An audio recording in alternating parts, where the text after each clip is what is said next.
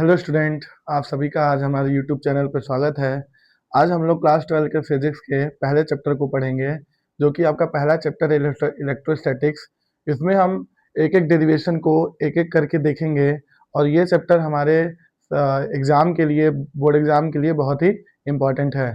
तो इसमें आता है आपका इलेक्ट्रोस्टैटिक्स, फिर उसके बाद इसमें आएगा आपका कूलम्ब्स लॉ, फिर कूलम्ब्स लॉ के बाद फिर आपका आता है इसमें इलेक्ट्रिक फील्ड, और इलेक्ट्रिक फील्ड के बाद आता है डाइपोल और इलेक्ट्रिक डाइपोल जिसे बोलते हैं। इलेक्ट्रिक डाइपोल के बाद फिर आता है आपका इलेक्ट्रिक डाइपोल मोमेंट। फिर उस डाइपोल मोमेंट को हम लोग एक बार एक्सियल में, एक बार इक्वेटोरियल में, इस तरीके से करके हम एक एक स्टेप को देखते जाएंगे कैसे कैसे है। तो आइए सबसे पहले स्टार्ट करते हैं। तो हमारा सबसे पहला टॉपिक है इलेक्ट्रोस्टैटिक्स। तो इलेक्ट्रोस्टैटिक्स होता क्या है, तो इसे बात करते हैं। तो जैसे हम लोग बचपन में गेम खेलते थे कि अपने स्केल होता था, स्केल को हम लोग रफ करके बाल में अपने, उसको हम लोग क्या करते थे, तो छोटे छोटे पीस, जो कागज के टुकड़े होते थे, छोटे छोटे पीस को वो अट्रैक्ट कर लेता था। तो हम लोग कहते थे कि जादू है, जादू है। तो वो जादू नहीं होता था, वो होता था एक इलेक्ट्रोस्टैटिक्स फिनोमिना होता था। तो यहाँ पर वही चीज है कि इलेक्ट्रोस्टैटिक्स, सबसे पहले इलेक्ट्रोस्टैटिक्स होगा क्या। तो इलेक्ट्रोस्टैटिक्स एक ऐसा फिजिक्स का ब्रांच है जिसमें हम लोग स्टडी करते हैं चार्ज के बारे में, और वो चार्ज होता है किसमें, रेस्ट में। तो इसमें हम बात करेंगे चार्ज के बारे में, चार्ज हमारा क्यू, तो इसी को हम लोग बात करेंगे किसमें, रेस्ट में। क्लियर है। तो ये रेस्ट में होगा। इसी इसी ब्रांच को ही क्या बोलते हैं, इलेक्ट्रोस्टैटिक्स। ठीक है, इलेक्ट्रो मतलब होता है क्या, इलेक्ट्रॉन, और स्टैटिक्स मतलब होता है रेस्ट। तो इलेक्ट्रॉन इलेक्ट्रॉन का चार्ज होगा, तो चार्ज को ही हम लेकर बोलते हैं क्या, ये हो जाएगा हमारा charge is in the rest. ठीक है, तो इसका डेफिनेशन हो जाएगा study of electric charge at rest. Electrostatics का ये डेफिनेशन हो जाएगा study of electric charge at rest. जब हम इलेक्ट्रिक चार्ज को पढ़ेंगे रेस्ट के फॉर्म में, तो उसको ही हम क्या बोलते हैं, इलेक्ट्रोस्टैटिक्स कहते हैं। ठीक है, तो जैसे बार बार हम बात कर रहे हैं चार्ज का, तो चार्ज होता क्या है।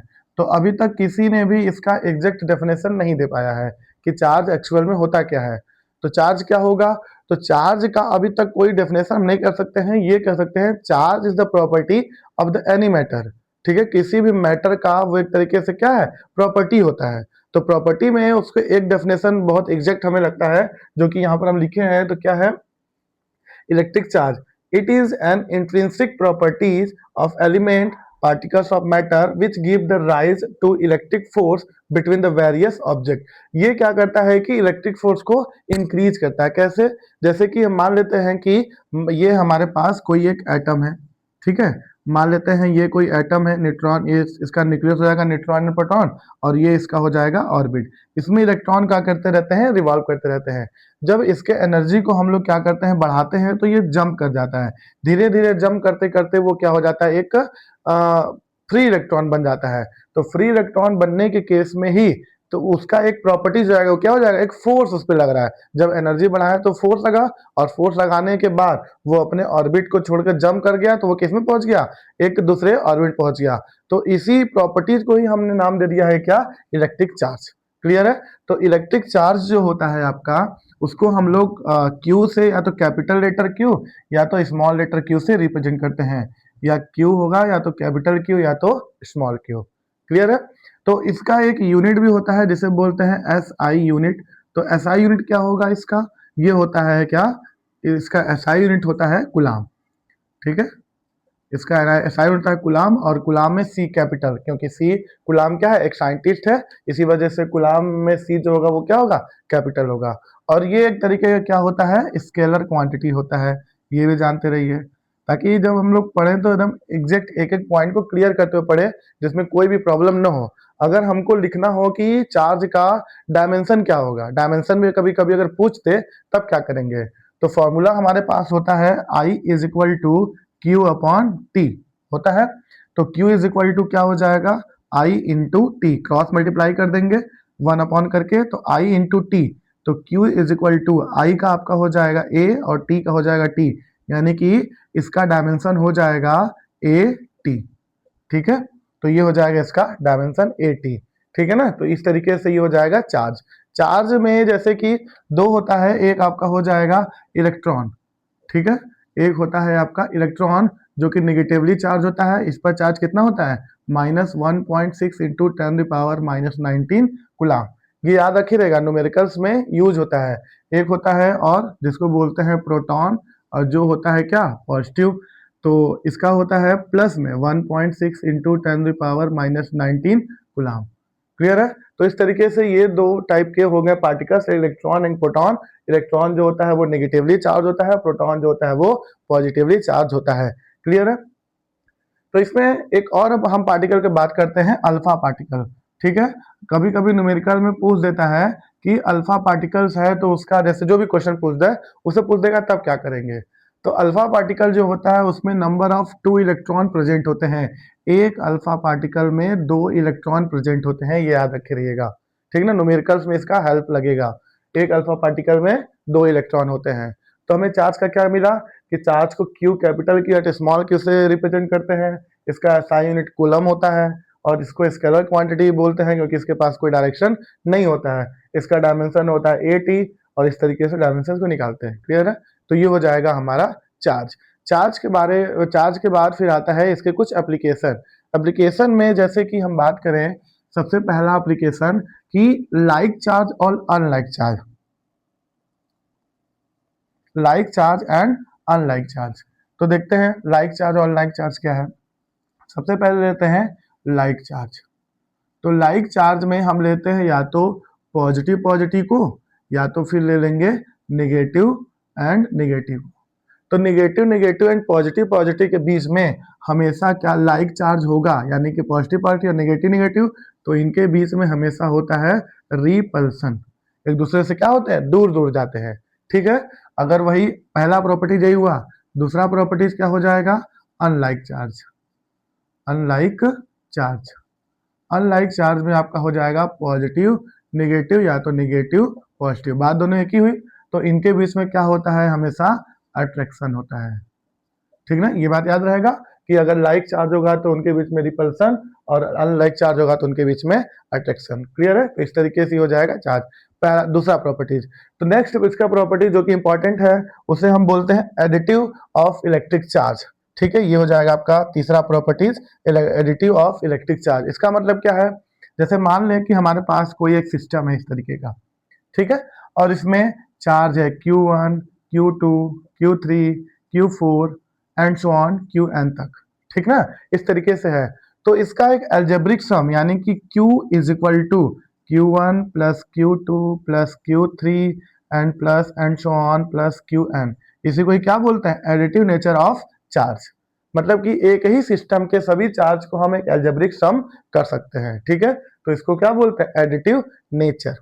क्लियर है ना? तो इसके बाद लास्ट प्रॉपर्टीज है quantization of charge. Quantization of charge क्या होता है, तो क्वांटाइजेशन ऑफ चार्ज में जैसे इसका लास्ट प्रॉपर्टीज है क्वांटाइजेशन ऑफ चार्ज। जैसे मान लेते हैं कि यही जो सिस्टम था, ये सिस्टम है एक तरीके का। इसमें number of charge Q1, Q2, Q3, Q4 and so on Qn तक है। ठीक है, इस तरीके से है। तो अगर हम ये पूछें चार्ज मतलब इलेक्ट्रॉन हो गया, अगर हम ये पूछें कि इसमें नंबर ऑफ इलेक्ट्रॉन कितने प्रेजेंट हैं, तो कैसे फाइंड आउट करेंगे। तो उसी नंबर ऑफ इलेक्ट्रॉन को फाइंड आउट करने के लिए हम लोग यूज करते हैं किसका, क्वांटाइजेशन ऑफ चार्ज का फॉर्मूला होता है Q is equal two plus minus NE। ठीक है, यहाँ पर N होगा number of electron, number of electron, and E होगा चार्ज ऑफ इलेक्ट्रॉन, और वो होता है 1.6 इंटू 10⁻⁻19 कूलम। ठीक है, तो ये हो जाएगा क्या, क्वांटाइजेशन ऑफ चार्ज। क्लियर है? तो इसमें हमें ये इतने टॉपिक को पढ़ना था। नेक्स्ट आपका टॉपिक है कूलम्ब्स लॉ। ठीक है, ये समझ में आया इतना। नेक्स्ट टॉपिक पर आते हैं जिसको बोलते हैं कूलम्ब्स लॉ। कूलम्ब्स लॉ क्या है, तो जैसे हम लोग क्लास 9th में पढ़े थे कि यूनिवर्सल ग्रेविटेशनल लॉ जो कि न्यूटन ने दिया था, तो इसमें कैसे हम पढ़ेंगे, ये उसी तरीके से ये भी डिराइव है। Coulomb's law, Coulomb's law. ठीक है, कूलम्ब्स लॉ क्या होगा, तो कूलम्ब्स ने सबसे पहले क्या किया कि ये पहले एक चार्ज लिया। ठीक है, सबसे पहले उन्होंने क्या काम किया कि एक चार्ज लिए, और ये चार्ज का नाम रखें। क्या नाम रखें, एक पहला नाम रखें टेस्ट चार्ज। पहला नाम क्या रखें, टेस्ट चार्ज। दूसरा नाम रखते हैं पॉइंट चार्ज। ठीक है, पॉइंट चार्ज। अब ये क्वेश्चन बनता है कि ये क्या है, क्योंकि चार्ज पॉजिटिव नेगेटिव समझ में आ रहा था, लेकिन टेस्ट चार्ज और पॉइंट चार्ज क्या है दोनों एक ही चीज है। टेस्ट चार्ज और पॉइंट चार्ज वैसे चार्ज होते हैं जिनका कोई भी नेचर नहीं होता है। जैसे अगर मान लें कि दो चार्ज है Q1 एंड Q2, ठीक है। अब इनके बीच में अट्रैक्शन होगा कि रिपल्सन होगा, उसके बारे में हमें नहीं पता है। तो अगर इस टाइप के चार्ज हो तो उसको हम बोलते हैं टेस्ट चार्ज या तो फिर पॉइंट चार्ज। क्लियर है ना? तो जिसका नेचर हमें नहीं पता होता उसको बोलते हैं टेस्ट चार्ज या तो फिर पॉइंट चार्ज। इसी टेस्ट या पॉइंट चार्ज जो भी हम नाम लेंगे उसमें कंफ्यूज नहीं होना, या तो टेस्ट लेंगे या तो पॉइंट। तो इसी दो क्या करते हैं कि वो दो पॉइंट चार्ज को लेते हैं, एक लेते हैं Q1 और दूसरा लेते हैं Q2, ठीक है। दो चार्ज लेते हैं Q1 एंड Q2। इन दोनों को क्या करते हैं कि एक स्मॉल डिस्टेंस पर प्लेस करते हैं, स्मॉल डिस्टेंस प्लेस करते हैं। प्लेस करने के बाद ये देखते हैं कि इनके बीच में कौन सा फोर्स लगेगा। तो इनके बीच में लगेगा एक कोई भी फोर्स मान लेते हैं उसे बोलते हैं इलेक्ट्रोस्टैटिक्स फोर्स बोल देते हैं, क्योंकि हमें नहीं पता है, वो अननोन फोर्स है कि वो तुम्हारा क्या है, पॉजिटिव है कि नेगेटिव है, मतलब कि रिपल्सन है कि अट्रैक्शन है। तो मान लेते हैं कि इनके बीच में लगने वाला जो फोर्स होगा, ठीक है, वो F मान लेते हैं, कंसिडर कर लेते हैं कूलम्ब्स लॉ के according the force applied between these object is F, ठीक है। It is the directly proportional to the product of their charges. Coulomb's law का पहला स्टेटमेंट यही था कि the force applied between these charges is directly proportional to their product of charge, ठीक है। मतलब इन दोनों चार्ज के प्रोडक्ट के डायरेक्टली प्रोपोर्शनल होगा, यही था उनका फर्स्ट पॉइंट। सेकेंड पॉइंट क्या था, the force is inversely proportional, the force is inversely proportional to the square of the distance. Square of the distance यानी हो जाएगा ये क्वेश्चन नंबर 2। क्लियर है? पहला क्या था, the force is directly proportional to the product of their charges, and second force is directly proportional to the square of the distance. ये universally क्यों, डायरेक्टली क्यों है? अगर हम चार्ज को बढ़ाएंगे तो हमारा फोर्स बढ़ेगा, और इसके डिस्टेंस को बढ़ाएंगे तो फोर्स कम होगा, और घटाएंगे तो फोर्स ज्यादा होगा। तो इसी वजह से इनवर्सली रखा गया यहाँ पर। तो इन दोनों जब from equation first and second से कंपाइल करेंगे, from equation first and second, first and second से क्या हो जाएगा, F proportional to Q1 Q2 upon में R स्क्वायर, ये हो जाएगा। प्रोपोर्शनल साइन हटेगा तो कांस्टेंट आएगा, तो F is equal to K Q1 Q2 upon R square. यही क्या है, कूलम्ब्स लॉ का फॉर्मूला। क्लियर है? यहाँ पर ये जो K है ये कांस्टेंट है, और इस कांस्टेंट को बोलते हैं 1/4 पाई एप्सिलॉन नॉट, ठीक है। इसका वैल्यू होता है कितना, 9 into 10⁻⁹, 9 into 10⁻⁹ newton metre square पर कूलम्ब स्क्वायर। ये होता है इसका क्या, यूनिट। तो यहाँ पे इसको अगर रख दें तो न्यूमेरिकल के लिए इसी को यूज करेंगे, 1/4 pi epsilon naught Q1 Q2 upon R square, ठीक है। तो ये भी हमें क्या मिलेगा, एक फॉर्मूला मिल जाएगा। तो ये हो गया 1/4 पाई एप्सिलॉन नॉट का वैल्यू, डायरेक्ट फॉर्मूले में न्यूमेरिकल रख देंगे, 9 इंटू 10⁻⁹ न्यूटन मीटर स्क्वायर पर कूलम्ब स्क्वायर। लेकिन अगर एप्सिलॉन नॉट का वैल्यू लिखना होता है, उसका वैल्यू होता है 8.85 इंटू 10⁻11 कूलम्ब स्क्वायर पर न्यूटन मीटर स्क्वायर, ठीक है। इसका डायमेंशन क्या होगा, इसका डायमेंशन भी तो पता होना चाहिए हमें। तो डायमेंशन इसका लिखते हैं, तो ये रहा फॉर्मूला हमें, F is equal to 1 question पूछता है what is dimension of epsilon naught, तो ये होता है 1/4 pi epsilon naught Q1 Q2 upon R square, ये हो जाएगा। तो एप्सिलॉन नॉट को इधर ट्रांसफर करते हैं, F को इधर करके एप्सिलॉन नॉट निकालना है, तो ये हो जाएगा 1/4 पाई F Q1 Q2 upon R square. अब 1/4 पाई से हमें कोई मतलब ही नहीं है, उसको हटा देते हैं। तो epsilon naught is equal to Q1 Q2, ठीक है, अपॉन में F और हो जाएगा R स्क्वायर। तो epsilon naught is equal to, अभी हम लोग चार्ज का निकाले थे, क्या था, AT, चार्ज का क्या था, AT, और Q2 वो भी चार्ज है, इसका भी क्या हो जाएगा, AT। F का पता ही होगा सबको, MLT-2, एंड R डिस्टेंस है तो इसका क्या हो जाएगा, L2 हो जाएगा। इसको सॉल्व करते हैं, और तो epsilon naught is equal to ऊपर वाला हो जाएगा A2T2, स्क्वायर नहीं बोलेंगे, और नीचे वाले को हो जाएगा ML3T-2, इतना हो जाएगा। अब ये सब ऊपर जाएगा, ऊपर जाने पर क्या हो जाएगा, epsilon naught is equal to A2 T2 and ये हो जाएगा M-1 L-3 T+2। तो epsilon naught is equal to overall हमें मिल जाएगा M-1 L-3 T4A2। यही होगा क्या एप्सिलॉन नॉट का डायमेंशन। 2 नंबर में पूछता है what is the dimension of epsilon naught. इतना करने से अच्छा है कि याद कर रहे हो या तो नहीं याद होगा तो ये निकालने का तरीका है। यही है क्या कूलम्ब्स लॉ। कभी कभी ये पूछ देता है Coulomb's law in vector form. इसके लिए लोग हम देखते हैं कि डेरिवेशन करते हैं, तो डेरिवेशन करने की जरूरत नहीं है। आप क्या करो कि इतना डेरिवेट करो, ये इतना करने के बाद इतना डेरिवेट करो। ये क्या है, एक मैग्नीट्यूड है। कैसा मैग्नीट्यूड? लेंथ मैग्नीट्यूड है। लेंथ मैग्नीट्यूड को ही हम क्या करेंगे, लेंथ मैग्नीट्यूड के यूनिट वेक्टर से मल्टीप्लाई कर देंगे। तो ये हमारा हो जाएगा क्या, वेक्टर फॉर्म में हो जाएगा। तो F is equal to 1/4πε0 Q1 Q2 और ये एक हमारे पास लेंथ है, इसी का हम लगाएंगे क्या आर वेक्टर आर स्क्वायर और आर कैप, इसी को ही क्या बोल देंगे vector form. Coulomb's law in vector form. Derivation करने की जरूरत ही नहीं है, सीधे इतना डेरिवेट करो, लास्ट में आके इसके लेंथ मैग्नीट्यूड के आर कैप यूनिट वेक्टर से मल्टीप्लाई कर दो, यही क्या हो जाएगा आपका वेक्टर फॉर्म हो जाएगा। ठीक है, तो ये हो जाएगा हमारा कूलम्ब्स लॉ। नेक्स्ट है इसके बाद इलेक्ट्रिक फील्ड। इलेक्ट्रिक फील्ड देखते हैं क्या होता है।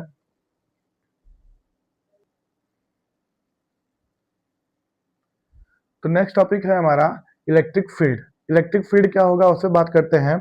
तो जैसे मान लेते हैं कि कोई एक इलेक्ट्रिक रीजन है, उस इलेक्ट्रिक रीजन से कितना दूर तक इलेक्ट्रिकल इम्पल्सन को हम लोग फील कर पाए, उतने ही डिस्टेंस उतने ही एरिया को बोलते हैं क्या इलेक्ट्रिक फील्ड। मतलब एक कोई चार्ज होगा, उस चार्ज के अराउंड है ना कितना दूर तक हम लोग इलेक्ट्रोस्टैटिक्स फोर्स को फील कर पाते हैं, उतने ही दूर के एरिया को क्या बोलते हैं इलेक्ट्रिक फील्ड बोलते हैं। तो इसका डेफिनेशन होता है the ratio of the electrostatics force and the test charge is called the electric field. ठीक है, इस तरीके से इसका एक डेफिनेशन ये हो जाएगा। एक डेफिनेशन आपका ये हो जाएगा an electric field is said to be exist at a point if a force of electric origin is exerted on a stationary charge body placed at that point। कह रहा है कि एक ये हमारे पास ओरिजिन है, इस पर एक चार्ज है जिसे हम क्या बोलेंगे source charge. Source charge it means जहां से चार्ज क्या हो रहा है जनरेट हो रहा होगा। ठीक है, उसी को बोलेंगे सोर्स चार्ज। उस सोर्स चार्ज से कितना दूर तक फोर्स बनेगा, कितना दूर तक फोर्स को हम लोग फील कर पाएंगे, उतने ही दूर तक के एरिया को ही हम लोग क्या बोलेंगे इलेक्ट्रिक फील्ड बोलेंगे। यानी कि इसका फॉर्मूला हो जाएगा E is equal to F upon में क्यू नॉट। ठीक है, यहाँ पर क्यू नॉट क्या है, एक तरीके का टेस्ट चार्ज है। ठीक है, तो इसका यूनिट क्या हो जाएगा, तो E is equal to newton पर कूलम। तो इसका यूनिट क्या हो जाएगा न्यूटन पर कूलम। ठीक है, ये हो जाएगा हमारा इलेक्ट्रिक फील्ड। अब इसी इलेक्ट्रिक फील्ड को एक हम क्या करेंगे डेफिनेशन की तरह एक डेरिवेट करेंगे, क्या होगा जब इलेक्ट्रिक फील्ड को एक पॉइंट चार्ज में रखा जाए। ठीक है, तो नेक्स्ट हेडिंग होगा आपका electric field due to a point charge, जो कि 2 या 3 नंबर में कभी कभी एग्जाम में आपका पूछेगा। तो वो हो जाएगा electric field due to a point charge. देखते हैं कैसे होता है। रीडिंग है electric field due to a point charge, ये क्या हो जाएगा।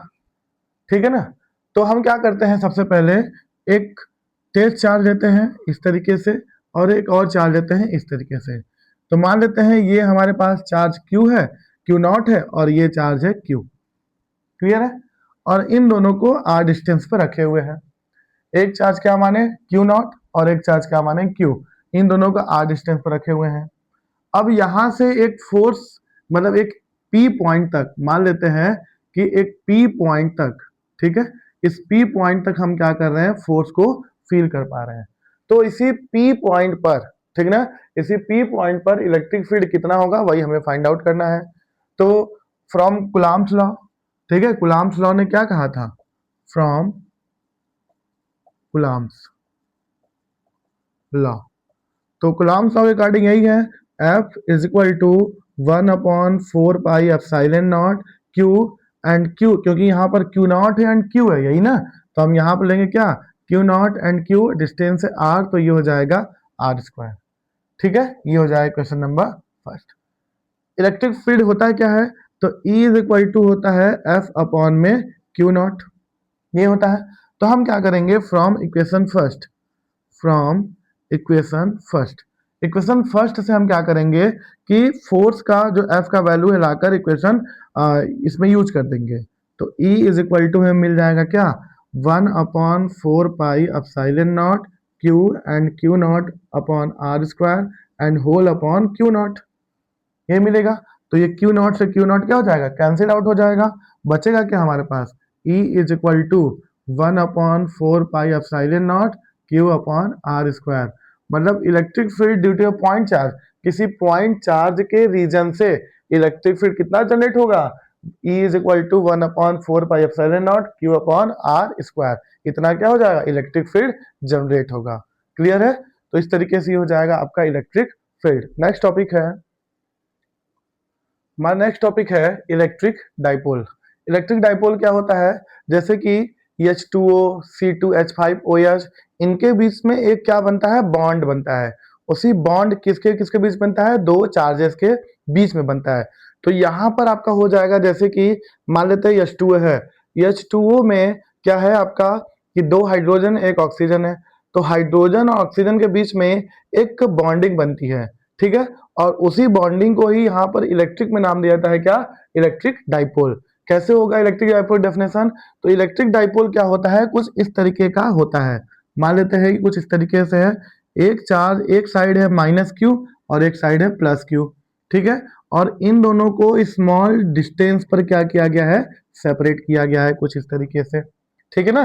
तो इनके जो चार्ज है, क्योंकि इस चार्ज का मैग्नीट्यूड इस चार्ज का मैग्नीट्यूड सेम होगा, ये नहीं कि इसका मैग्नीट्यूड अलग है इसका मैग्नीट्यूड अलग है, बस क्या अलग है, इनका नेचर अलग है कि ये नेगेटिव है और ये पॉजिटिव है। तो इनके चार्ज स्ट्रेंथ और इसका जो लेंथ होगा, ठीक है। तो जब दो चार्ज को एक स्मॉल सेपरेशन पर रखा जाता है तो वो क्या बनता है, इलेक्ट्रिक डाइपोल बनता है। और जब इन्हीं इसके चार्ज स्ट्रेंथ को और लेंथ को मल्टीप्लाई कर देते हैं तो वो हमारा क्या हो जाता है, इलेक्ट्रिक डाइपोल मोमेंट हो जाता है।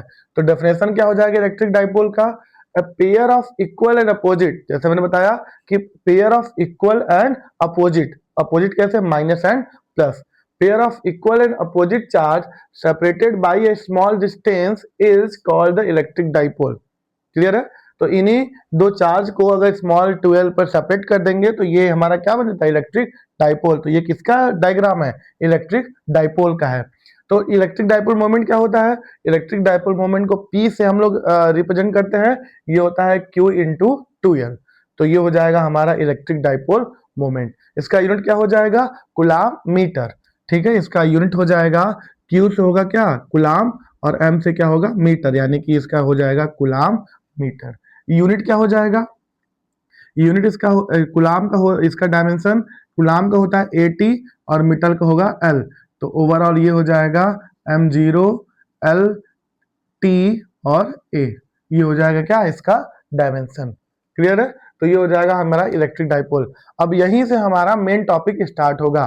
क्या स्टार्ट होगा, एक बार हम क्या करेंगे कि इसी इलेक्ट्रिक डाइपोल को एक्सियल में प्लेस करेंगे, मतलब एक सीधे लाइन में प्लेस करेंगे, एक बार इसे इक्वेटोरियल यानी किसी एंगल पर प्लेस करेंगे, तब इनके बीच में इलेक्ट्रिक फील्ड कितना जनरेट होगा, ठीक है। तो आइए एक एक करके हम लोग इसको सॉल्व करते हैं। तो सबसे पहले होगा electric field, electric dipole at N axial line, electric dipole, electric dipole at N axial line. Axial line में इलेक्ट्रिक डाइपोल को प्लेस करेंगे तो उसका इलेक्ट्रिक फील्ड कितना होगा, ठीक है। Electric dipole at N axial line, ठीक है। तो ये देखते हैं कितना हो जाता है। तो कैसे हम इसको फाइंड आउट करते हैं, ठीक है। इसको हम एक तरीके से और लिख सकते हैं, जैसे कि इसका हो जाएगा electric field, electric field at N axial line of a dipole, इस तरीके से भी हम लिख सकते हैं, ठीक है। डाइपोल इस तरीके से भी हम क्या कर सकते हैं, लिख सकते हैं। तो हम क्या करेंगे, सबसे पहले एक डाइपोल लेंगे, इसका डायग्राम सबसे मस्ट है, अगर आप डायग्राम बना लिए तो मतलब सब कर लिए।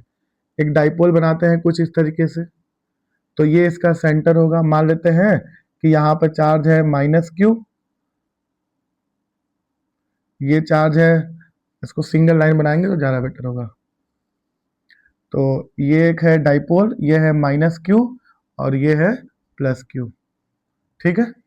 और इनके बीच का सेपरेशन कितना है, 2l है। इनके बीच का सेपरेशन कितना, 2l। ये हो गया हमारा इलेक्ट्रिक डाइपोल। अब इस इलेक्ट्रिक डाइपोल से एक इलेक्ट्रिक फील्ड बनेगा। मान लेते हैं वो इलेक्ट्रिक फील्ड इससे P पॉइंट बनना है जो कि स्मॉल r डिस्टेंस पर है, मतलब इस पॉइंट से ये स्मॉल r डिस्टेंस पे है। क्लियर है। तो अगर इस पॉइंट को हम A बना दें, इस पॉइंट को B बना दें, तो ये पॉइंट हमारा क्या हुआ, P हुआ। तो ये हो गया हमारा इस तरीके से। अब ये पॉइंट है हमारा क्या, P। अब एक इलेक्ट्रिक फील्ड कुछ इस तरीके से होगा और एक इलेक्ट्रिक फील्ड कुछ इस तरीके से होगा, ठीक है। कौन सा इधर आएगा, इधर आएगा आपका नेगेटिव वाला, उधर कौन सा जाएगा, पॉजिटिव वाला। क्यों ऐसा होगा, क्योंकि अट्रैक्शन फोर्स, ठीक है। अट्रैक्शन फोर्स होगा तो ये अनलाइक होना चाहिए, रिपल्सन होगा तो लाइक होना चाहिए। तो अगर पॉजिटिव होगा तो दूर जाएगा, अगर नेगेटिव रीजन होगा तो पास आएगा। क्लियर है ना। तो ये पॉइंट P पर ही हम क्या करेंगे, net electric field find out करेंगे। तो नेट इलेक्ट्रिक फील्ड क्या हो जाएगा, नेट इलेक्ट्रिक फील्ड। तो नेट इलेक्ट्रिक फील्ड को हम मान लेते हैं, नेट इलेक्ट्रिक फील्ड को मान लेते हैं ई नेट कर देते हैं, तो ये हो जाएगा E -q and E +q, ठीक है। ये हमारा क्या हो जाएगा, नेट हो जाएगा, टोटल हो जाएगा।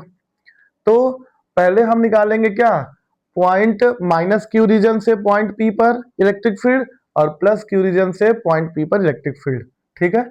और इनको निकालने के लिए और एक बात और, हाँ, ये जो डिस्टेंस है, ये डिस्टेंस स्मॉल r जो होगा, ये डाइपोल के सेंटर से मेजर करेंगे।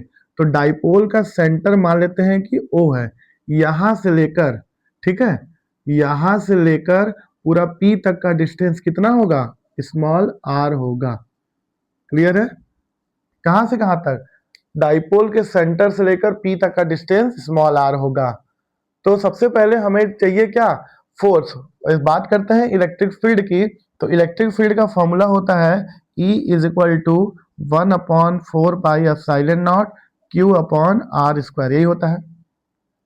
तो यहां पर हमें लेंथ चाहिए ही चाहिए, चार्ज तो हमें पता है, लेंथ चाहिए। तो -q रीजन से पॉइंट P पर इलेक्ट्रिक फील्ड और +q रीजन से पॉइंट P पर इलेक्ट्रिक फील्ड। तो क्योंकि ये आपका क्या है, बीच सेंटर है O है, और ये ए बी का मिड पॉइंट क्या है, O है। तो ये होगा आपका L होगा, ये कहां से, A से लेकर O तक का लेंथ होगा L, और ये भी कितना होगा, L होगा ना। अब -q से P तक, क्योंकि इतना कितना है, R है और इतना L है, तो R + L कर देंगे तो इतना मिल जाएगा। तो इसको कर देते हैं क्या, R + L। तो यानी कि A से लेकर P तक का डिस्टेंस हमें कितना मिल गया, R + L। तो हमें B से P तक भी तो चाहिए, क्योंकि हमें पॉइंट B से P तक भी तो निकालना है। तो ये कितना होगा, ये पूरा R है, ये L है, तो अगर पूरे में से इतना माइनस कर दे तो इतना ही नहीं बचेगा। तो ये हो जाएगा आपका R - L, ये इतना डिस्टेंस हो जाएगा R - L। कहाँ तक, P B तक, पॉइंट तक का, ठीक है। ये इतना डिस्टेंस और ये इतना डिस्टेंस, समझ में आया ना। फिर से एक बार देख लो, ये एक हमारे पास डाइपोल है AB, इनका लेंथ है 2l। अब इनके सेंटर से एक पॉइंट P को कंसिडर किया है जो कि r डिस्टेंस पर है।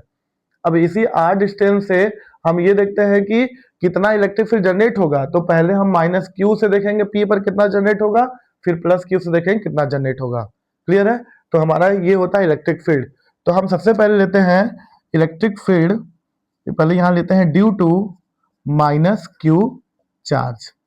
-q चार्ज से कितना होगा, तो -q चार्ज से आपका हो जाएगा E - q = 1/4πε0, क्योंकि ये माइनस है तो यहाँ माइनस लगा देंगे, -q, और डिस्टेंस कितना होगा, R + L। R + L इसका क्या हो जाएगा, क्योंकि ये स्क्वायर है तो ये भी क्या हो जाएगा, स्क्वायर हो जाएगा। ये हो जाएगा क्वेश्चन नंबर 1। क्लियर है? तो ये हो जाएगा क्वेश्चन नंबर 1। फिर आते हैं next, due two plus Q charge. Plus Q charge से क्या होगा? तो प्लस क्यू चार्ज से हो जाएगा E plus Q is equal to 1/4 pi epsilon naught, और Q अपॉन प्लस क्यू से मतलब इतना डिस्टेंस है, कितना है? R माइनस एल का होल स्क्वायर, यही है। नेट ले लेंगे अब, तो ये होता है, हो जाएगा question number 2। From 1 and 2, 1 and 2 से ले लेंगे, तो नेट हमें क्या मिल जाएगा? E net is equal to, तो हम क्या कर देंगे? E माइनस क्यू का वैल्यू रख देंगे, E प्लस क्यू का वैल्यू रख देंगे, तो हमें माइनस क्यू का वैल्यू मिल जाएगा 1/4 पाई एप्सिलॉन नॉट। ठीक है, 1/4 पाई एप्सिलॉन माइनस है, माइनस क्यू अपॉन में R प्लस एल का whole square and plus 1/4 pi epsilon naught और Q upon R minus L का होल स्क्वायर, इतना मिल जाएगा। अब इसको थोड़ा रीअरेंज कर देते हैं। रीअरेंज करेंगे तो E net is equal to, इसको इस साइड कर देते हैं, कॉमन जो है कॉमन निकाल लेते हैं, 1/4 pi epsilon naught and Q common है, बचेगा क्या? ये प्लस वाले को इधर, माइनस वाले को उधर कर देते हैं, तो बचेगा 1/R माइनस एल का whole square and minus 1/R plus L का होल स्क्वायर, यही बचेगा। क्लियर है ना? तो इसको जब रीअरेंज करेंगे तो इस तरीके से ये इतना हो जाएगा, ठीक ना? ये हो जाएगा इतना, सही, R प्लस एल का होल स्क्वायर, तो हमें ये मिल जाएगा E नेट। ठीक है, E net is equal to Q upon 4 pi epsilon naught, इसका एलसीएम ले लेंगे तो मिल जाएगा R प्लस एल का whole square and minus R minus L का होल स्क्वायर, और अपॉन में R माइनस एल का whole square, R plus L का होल स्क्वायर, इतना मिल जाएगा। ठीक है ना? अब एलसीएम लेने के बाद इसको सॉल्व करेंगे। अब सॉल्व करते हैं, देखते हैं कितना आता है इसका ओवरऑल। तो E net is equal to Q upon 4 pi epsilon naught, यही होगा। तो Q upon 4 pi epsilon naught, इसको एक बार ओपन कर देंगे, तो ओपन करने पर हमें मिलेगा R square plus L square plus 2LR, और इसको ओपन करेंगे माइनस ट्रांसफर करते हुए, तो minus R square plus L square, sorry minus होगा ये भी, माइनस एल स्क्वायर और प्लस हो जाएगा 2LR, और अपॉन में ये फॉर्मूला बन गया A माइनस बी और A प्लस बी, तो ये हो जाएगा R square minus L square का होल स्क्वायर, इतना ये बच जाएगा हमारे पास। तो जो कैंसिल आउट है उसे कैंसिल आउट कर देते हैं, तो ये R स्क्वायर से R square cancel out, L square से एल स्क्वायर कैंसिल आउट।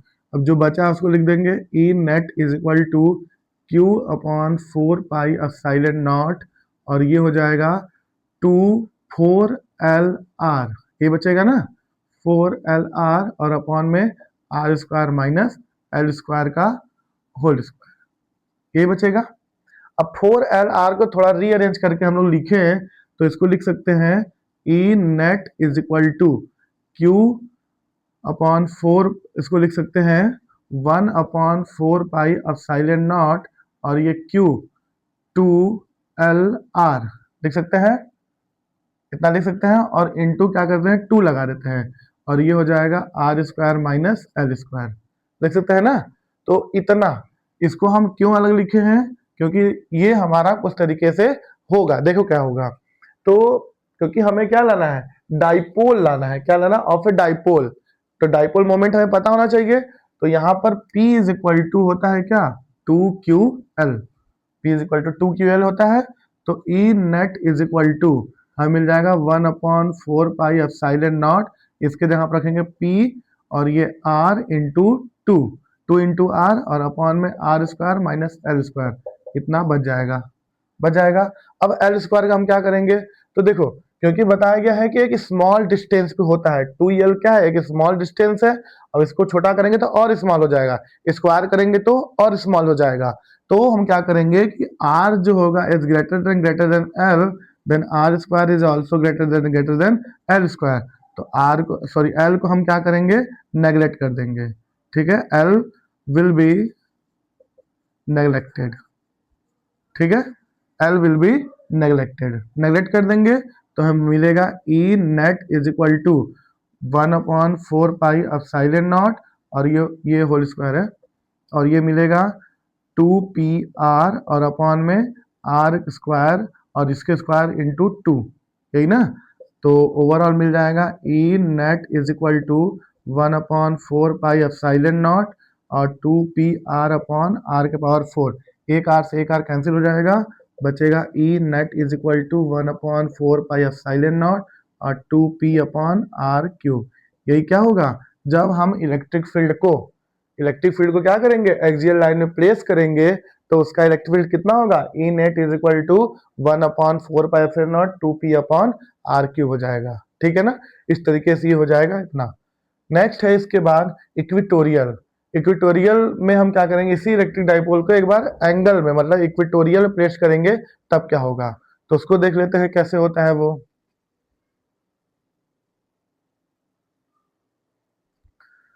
तो नेक्स्ट टॉपिक है हमारा electric field at an equatorial point of a dipole. अब हम क्या करेंगे कि इसी डाइपोल को इक्वेटोरियल में प्लेस करेंगे, तब इसका क्या इलेक्ट्रिक फील्ड बनेगा। तो देखते हैं, तो ये हो जाएगा हमारा एक इलेक्ट्रिक डाइपोल, ठीक है, ये हो जाएगा -Q और ये हो जाएगा +Q। ठीक है, इनको नाम देते हैं, ये हो जाएगा A पॉइंट और ये हो जाएगा B पॉइंट, और इनका ये सेंटर हो जाएगा O। ठीक है, और ये टोटल लेंथ कितना होता है इसका, 2L होता है, 2L। तो ये कितना हो जाएगा, L हो जाएगा, और ये भी कितना हो जाएगा, L हो जाएगा ना। तो यहां से एक पॉइंट हम लेंगे P, कुछ इस तरीके से यहाँ पे। अब इस पॉइंट से मतलब A पॉइंट से हम क्या करेंगे, एक लाइन को ड्रॉ कर देंगे, और B पॉइंट से एक लाइन को हम क्या करेंगे, ड्रॉ कर देंगे कुछ ऐसे। ठीक है, अब इसी पॉइंट को ही हम क्या बनाएंगे, P पॉइंट बनाएंगे। कौन सा पॉइंट, P पॉइंट। क्लियर है, तो इसको हम कंटिन्यूअस लाइन बना देते हैं कुछ ऐसे।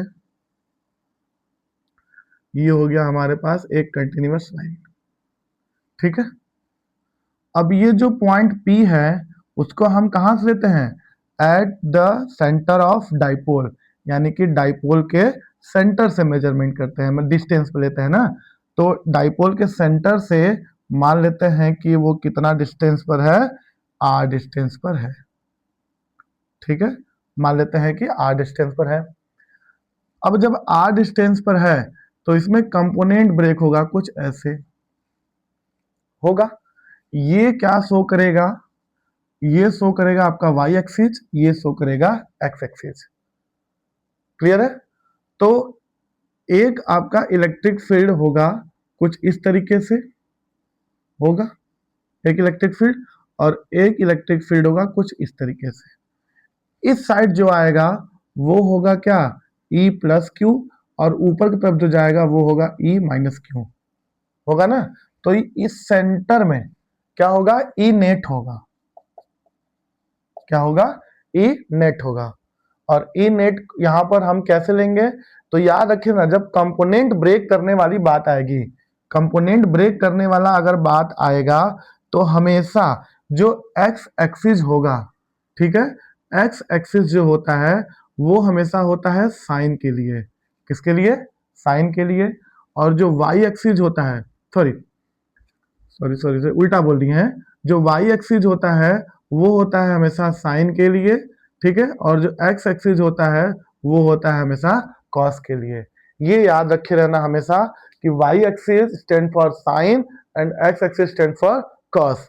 ठीक ना, तो y एक्सिस क्या शो करेगा, साइन, और ये क्या शो करेगा, कॉस। तो ई नेट यहाँ पर क्या ले लेंगे, कॉस, और क्योंकि ये एंगल थीटा है तो हम ले लेंगे थीटा। ठीक है, तो यहीं पर हमें क्या निकालना है, ई नेट निकालना है। कंपोनेंट क्यों लेंगे, क्योंकि इक्वेटोरियल में यहाँ कंपोनेंट होना, ब्रेक होना तय है। तो ये डिस्टेंस है हमारा r, तो हमें निकालना है -Q से पॉइंट P पर इलेक्ट्रिक चार्ज और +Q से पॉइंट P पर इलेक्ट्रिक चार्ज। तो इनके बीच का डिस्टेंस भी तो होना चाहिए। अगर सही तरीके से देखें तो ये 90 डिग्री है, तो ये होगा क्या, परपेंडिकुलर, और ये होगा बेस, ये होगा हाइपोटेनियस। तो एक ट्रायंगल कंसीडर करते हैं इसमें, ट्रायंगल POA। तो POA में लगाते हैं पाइथागोरस थ्योरम, PGT। पीजीटी लगा देते हैं। क्या होता है ये होता है hypotenuse square is equal to perpendicular square plus base square, यही होता है। तो हाइपोटेनस हमें निकालना है, परपेंडिकुलर क्या है आर है और बेस क्या है एल है, स्क्वायर है। तो h इज इक्वल टू मिल जाएगा under root of are square plus L square, यानी कि इतना डिस्टेंस हो जाए क्या r square plus L square, और ये भी हो जाएगा are square plus L square. Distance मिल गया हमें पाइथागोरस थ्योरम से। अब हम क्या करेंगे, इलेक्ट्रिक फील्ड निकालेंगे। ठीक है, electric field due to minus Q charge, minus Q charge से इलेक्ट्रिक फील्ड निकालते हैं। तो माइनस क्यू चार्ज से इलेक्ट्रिक फील्ड निकालेंगे। एक बात और, यहां पर हम माइनस नहीं मेंशन करेंगे क्योंकि उसमें किए थे, ये इक्वेटोरियल में है तो यहाँ पर प्लस माइनस नहीं मेंशन करेंगे। तो ये हो जाएगा E minus q is equal to, हमें कितना मिल जाएगा 1/4 पाई एप्सिलॉन नॉट, और Q अपॉन में आर स्क्वायर होता है, डिस्टेंस कितना है under root of are square plus L square का होल स्क्वायर। तो E माइनस क्यू, ठीक है, E minus q is equal to 1/4 pi epsilon naught and Q upon are square plus L square मिल जाएगा question number 1, ये हो जाएगा। फिर हम निकालते हैं इलेक्ट्रिक फील्ड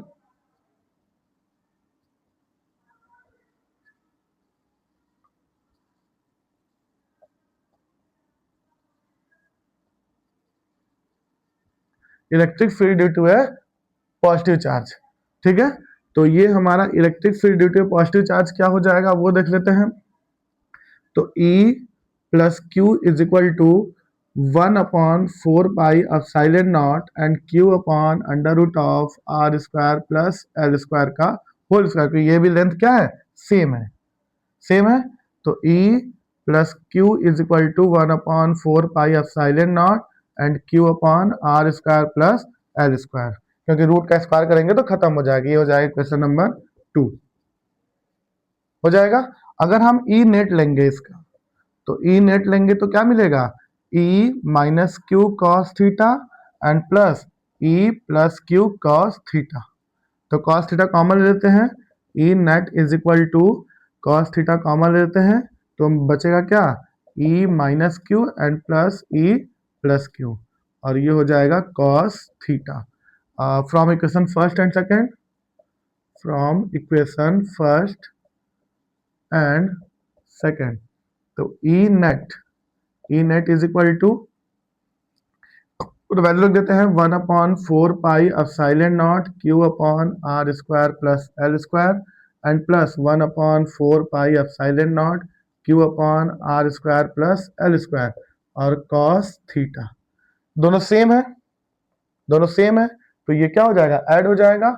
ऐड होकर क्या मिल जाएगा हमें E is equal to 1/4 pi epsilon naught 2Q upon are square plus L square मिल जाएगा, और इनटू क्या मिल जाएगा cos थीटा। अब इस किसी एक ट्रायंगल में cos थीटा लगा देते हैं, तो cos theta is equal to side के रिस्पेक्ट में क्या होता है, साइड के रिस्पेक्ट में होगा आपका बेस अपॉन हाइपोटेनस, यही ना होता है साइड के रिस्पेक्ट में बेस अपॉन हाइपोटेनस। तो बेस इसका क्या है L है, हाइपोटेनस क्या है दिस, तो ये हो जाएगा L अपॉन में under root of are square plus L square, यानी cos थीटा की जगह पर हम क्या रखेंगे अब दिस। तो E इज इक्वल टू में मिलेगा 1/4 पाई एप्सिलॉन नॉट, और ये 2Q upon are square plus L square into L upon are square plus L square, इसके पावर 1/2 लिख दें, क्योंकि रूट को हम 1/2 लिख सकते हैं, तो 1/2 लिख दिए। तो लिखने के बाद E is equal to 1/4 pi epsilon naught, ये हो जाएगा 2QL, ये इसके पावर में 1 है, इसके पावर 1/2, 1 प्लस 1/2 यानी 3/2, तो ये ओवरऑल मिल जाएगा are square plus L square power 3/2। तो और हमें यहाँ पर मिल गया क्या P is equal to 2QL, दिख रहा होगा मे भी सबको, डाइपोल मोमेंट दिख रहा है, तो ये हो जाएगा P is equal to 2QL, then E is equal to 1/4 pi epsilon naught और P upon are square plus L square power 3/2। वही सेम कंसेप्ट, क्या R is greater than L, then R square is also greater than L square हो जाएगा। then what? L is neglected. L is neglected. Neglect कर देंगे तब क्या मिलेगा? E is equal to 1/4 pi epsilon naught P upon are square into 3/2। तो ये cut जाएगा 2 से 2, तो बचेगा हमारे पास E is equal to 1/4 pi epsilon naught and P upon are cube. ठीक ना? तो इलेक्ट्रिक डाइपोल को जब हम लोग इक्वेटोरियल प्लेस करेंगे तो उसका इलेक्ट्रिक फील्ड होगा E is equal to 1/4 pi epsilon naught P upon are cube. दोनों में से या तो एक्सियल में से या तो इक्वेटोरियल में से, दोनों में से कोई एक एग्जाम में 100% आता है। मोस्टली चांस होता है इस इक्वेटोरियल वाले का। ठीक ना? इक्वेटोरियल में कुछ पॉइंट याद रखे रहना, जैसे कि क्या, कि कंपोनेंट ब्रेक करना। दूसरा, यहाँ पर माइनस चार्ज होता है लेकिन फिर भी माइनस मेंशन नहीं करते हैं। तीसरा, यहाँ पर हमें नेगलेक्ट करना ही करना है। और चौथा, लास्ट में इसका एग्जैक्ट आंसर, क्योंकि डेरिवेट करते समय हमें उसका आंसर पता होना चाहिए, तभी उसका डेरिवेशन एकदम सही और करेक्ट होता है। ठीक है? तो ये हो जाएगा हमारा क्या? Electric dipole at an equatorial point of a dipole. Next point है इसके बाद, तो नेक्स्ट टॉपिक है हमारा टॉर्क, जो कि इस चैप्टर का सबसे इंपॉर्टेंट टॉपिक है। यहां से आपका 2 क्वेश्चन बनता है, या तो टॉर्क पूछ देता है व्हाट इज द टॉर्क, या तो पूछ देगा उससे कोई न्यूमेरिकल। तो टॉर्क होता क्या है? जैसे टॉर्क को सबसे पहले हम क्या करते हैं कि एक यूनिफॉर्म इलेक्ट्रिक फील्ड बनाते हैं, उसमें डाइपोल को, टॉर्क कुछ अलग से चीजें नहीं है, वो एक तरीके से जनरेटिंग है। कैसे जनरेटिंग है? देखिए, जैसे कि ये हमारे पास एक इलेक्ट्रिक यूनिफॉर्म इलेक्ट्रिक फील्ड है, इसमें हम एक डाइपोल को फील्ड क्या किए हैं, प्लेस किए हुए हैं। डाइपोल को प्लेस करने पर इसके इस साइड क्या लगेगा? एक फोर्स लगेगा। ठीक है? और इसके एक साइड क्या करेगा? एक फोर्स लगेगा लगेगा और दोनों फोर्स का क्या होगा? डायरेक्शन डिफरेंट होगा। दोनों फोर्स का जो डायरेक्शन होगा वो डिफरेंट होगा। ठीक है? डिफरेंट होगा, बट इनका जो मैग्नीट्यूड होगा, ठीक है, मैग्नीट्यूड होगा, वो क्या होगा? सेम होगा। तो यही चीज हमें यहाँ पे समझना है कि जब हम एक यूनिफॉर्म इलेक्ट्रिक फील्ड में एक डाइपोल को प्लेस करते हैं तो इनमें एक डिफरेंट डायरेक्शन में सेम मैग्नीट्यूड का फोर्स लगता है, जिसको हम क्या बोलते हैं? कपलिंग फोर्स बोलते हैं। क्या बोलेंगे? Coupling force. कपलिंग फोर्स क्या है? Equal and opposite direction force. The force applied equal and opposite, मतलब उसका मैग्नीट्यूड तो सेम होना चाहिए। जैसे अगर इधर 10 न्यूटन है तो इधर भी 10 न्यूटन होना चाहिए, भले ही उन दोनों का डायरेक्शन क्या हो, से अलग अलग हो। ठीक है ना? और डायरेक्शन अलग होगा, ये तो 100% है। तो क्या, कैसे टॉर्क हम लोग बताएंगे? तो जब हम इलेक्ट्रिक फील्ड को यूनिफॉर्म बनाएंगे, यूनिफॉर्म बनाने के बाद उसमें एक डाइपोल को प्लेस करेंगे। तो डाइपोल को प्लेस करने के बाद इनके बीच में इनके जो चार्ज होगा, उन चार्ज के नेचर की वजह से इनमें सेम मैग्नीट्यूड का अपोजिट डायरेक्शन में एक फोर्स रहेगा, जो कि कपलिंग फोर्स होगा। तो यही जो कपलिंग फोर्स होगा, इसके क्या होगा? परपेंडिकुलर डिस्टेंस के मल्टीपल के इक्वल होता है, जिसे हम क्या बोलते हैं? टॉर्क बोलते हैं। और टॉर्क को हम किससे रिप्रेजेंट करते हैं? टाउ से। तो टाउ इज इक्वल टू में मिल जाएगा फोर्स, यानी कि एफ, और इनटू क्या मिल जाएगा? परपेंडिकुलर डिस्टेंस, यानी कि 2l sin थीटा। अब परपेंडिकुलर यानी ये किस में जा रहा है? वाई एक्सिस में, तो वाई एक्सिस में साइन लेंगे, अगर इसमें जाएगा तो कॉस लेंगे एक्स एक्सिस में। तो यहाँ पर एफ को यहाँ से हटाते हैं, तो एफ इज इक्वल टू क्या होता है? ई इज इक्वल टू होता है एफ अपॉन क्यू नॉट। तो एफ इज इक्वल टू क्या हो जाएगा? ई क्यू हो जाएगा।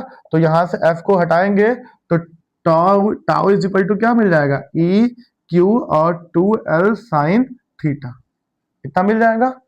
अच्छा, हम ये 2ql को क्या लिख सकते हैं? 2qp इज इक्वल टू होता है 2ql, तो मिल जाएगा tau is equal to p E sine theta. और साइन थीटा हमें क्या देता है? क्रॉस प्रोडक्ट की डॉट प्रोडक्ट। साइन देता है हमें क्रॉस प्रोडक्ट, तो ये हो जाएगा tau is equal to p cross E. ठीक है? तो ये हो जाएगा एक तरीके से डाइपोल मोमेंट का नया डेफिनेशन बन जाएगा। ठीक ना? तो यही होता है इसका formula, tau is equal to p cross E, या तो tau is equal to p E sine theta. ये भी होता है और ये भी होता है। ठीक ना? तो अगर हम स्पेशल केस की बात करें, स्पेशल केस के लिए बात करेंगे, स्पेशल केस में अगर थीटा इज इक्वल टू हम 0 डिग्री ले लें, थीटा इज इक्वल टू अगर 0 डिग्री ले लें, तो ये हमारा जो टाउ होगा वो हो जाएगा क्या? मिनिमम, क्योंकि साइन थीटा का वैल्यू कितना होता है, साइन 0 डिग्री का वैल्यू कितना होता है, 0 होता है, तो वो कितना हो जाएगा, मिनिमम हो जाएगा। अगर हम ले लें theta is equal to 90 degree, ठीक ना, तो साइन 90 का वैल्यू होता है 1, तो टाउ मैक्स होगा यहाँ पर कितना हो जाएगा, वो हो जाएगा E2QL, ये टाउ मैक्स हो जाएगा, ठीक ना। इस तरीके से हम क्या कर सकते हैं, टॉर्क को डिफाइन कर सकते हैं। इस पर एक या दो न्यूमेरिकल जरूर पूछेगा, डायरेक्ट क्वेश्चन पूछ देगा, torque on a dipole in uniform electric field. ठीक है, ये इलेक्ट्रोस्टैटिक्स का फर्स्ट पार्ट है।